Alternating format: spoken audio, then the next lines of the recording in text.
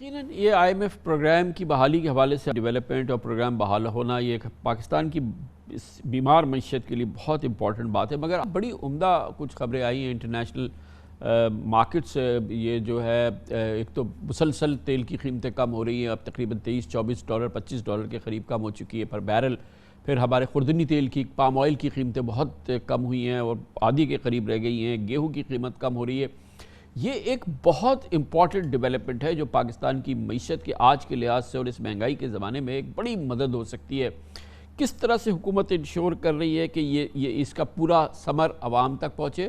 بڑی گنجائش ہے حکومت کے پاس اس کو کم کرنے کی۔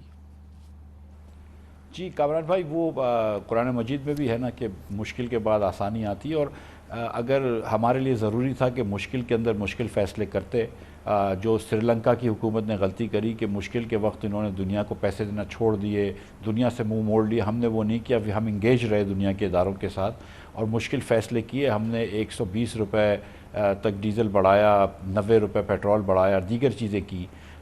تو آج اللہ تعالیٰ کی مہربانی سے ہم جب آسانی آ رہی ہے، اور جو گھی اور تیل کی قیمتیں ہیں وہ بھی آپ صحیح فرما رہے ہیں کہ آسمانوں سے چھو رہی تھی، $550 کلو ہو گئی تھی۔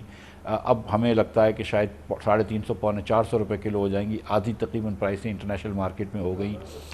گندم کی قیمت بھی گر چکی ہے جو انٹرنیشنل مارکیٹ میں، تو کئی چیزوں کی قیمتیں کم ہو رہی ہیں، تو انشاءاللہ تعالیٰ اس کا بینیفٹ جو ہے وہ لوگوں کو پاس آن کریں گے۔